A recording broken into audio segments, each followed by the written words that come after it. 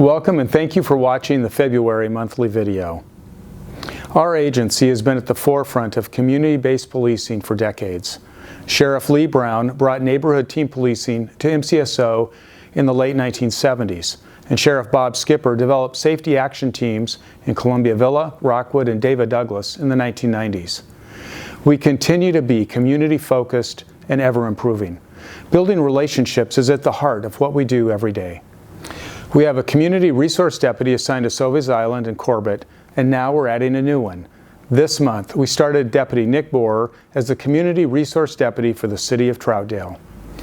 These deputies are an important component of our overall strategy to keep the peace in the areas we provide primary policing services. They're responsible for developing solutions to long-term problem locations or chronic offenders in our neighborhoods. Members of the community weren't the only ones who took notice of MCSO's new community efforts.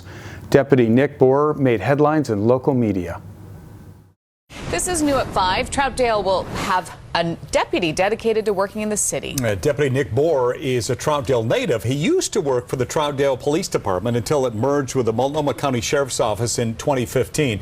Deputy Borer says his new role will allow him to connect with neighborhoods, local businesses, and community groups to address concerns the city is facing. By not being attached to a radio for calls for service, I'm able to work on my own with my supervisor, and we can come up with solutions for some of these problems. Deputy Borer says this position will be important when it comes to focusing on some smaller issues that impact the community and its livability. He says the number of abandoned vehicles in the area is one problem that will be a main focus as he begins. February is Black History Month, and this celebration gives us a chance to reflect and commemorate the achievements of Black leaders in our organization.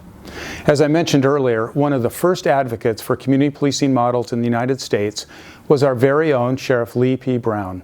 Sheriff Brown was appointed in 1972. 2 years later, he became the Director of Community Justice. He went on to become the Public Safety Commissioner for the City of Atlanta and later was appointed Chief of Police for Houston. In an interview from 2014, Sheriff Brown states how he believes that community policing is still the answer. We have police departments to maintain order to help deal with the issue of crime.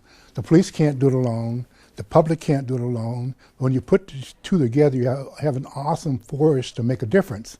The police just can't do their job without the support of the public. And that's the reason I advocate so strongly that community policing is the answer to many of the problems that exist between the police and the community. You want to take the police in as your partner.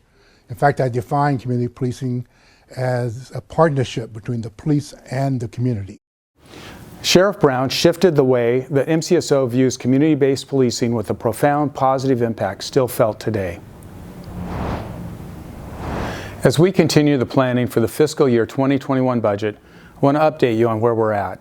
As you know, the state gives funding to local jurisdictions, including Multnomah County, through Senate Bill 1145. This funding is used to house and supervise offenders locally. With the turmoil in Salem during this month's short legislative session, the funding bill didn't move forward. We anticipate asking the Board of County Commissioners for additional contingency funds to cover the remainder of this year's shortfall. This comes at a challenging time. The county asked for all departments and offices to submit budgets with a 2% constraint, which were due in mid-February. Until the chair releases her budget, our proposal is embargoed. As soon as we are able, we're going to provide all of you with additional details.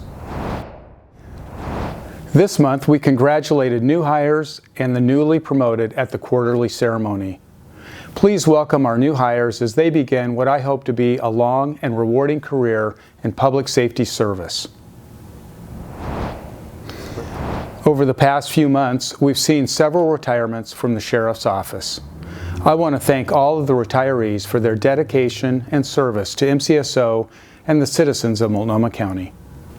Your hard work and sacrifice have made MCSO an outstanding agency to work for. I wish you the very best that retirement will bring. This month, MCSO staff once again ran feet first into the chilly waters of the Columbia River for the 2020 Polar Plunge. This annual fundraising event is sponsored by Special Olympics Oregon, and it helps to support programs designed to provide athletic training and competition for children, youth, and adults living with intellectual disabilities. One of our members has taken on the role of super plunger, which means he dunks himself into the river once an hour for 24 hours. We talked with Sergeant Rick Hathaway to hear about how much Special Olympics means to him. I've been involved in Special Olympics for a long time. This one for me is kind of the kicker. It's the one that brings me closest to the athletes. We have athletes that plunge with us. It brings me closest to my fellow plungers. It just, this is my family outside of my family. You know, I do this for several reasons. One, it's fun. I mean, it's a little crazy, but it's fun. But mostly I do it because it's not about me. I mean, I go throughout my day doing things for me and doing things for my family. This is doing something for people I don't know, mostly for people I may never meet. So this is something that's just not about me, is why I do it. Sergeant Hathaway is going above and beyond, as are other MCSO members who participated in the single plunge and the 5K and 10K race. The super plungers raised more than $110,000, and the event as a whole raised over $275,000. I want to thank Sergeant Rick Hathaway and all of our MCSO members who plunged, ran, or volunteered their time to support this great event. And finally, I want to give a shout out to 4 members of the Corrections Division, Deputies Woodbury, Koenig, King, and Ariano, who identified 2 people wanted for property crimes in Portland. And thank you to all the deputies and staff for your continued hard work. Stay safe out there.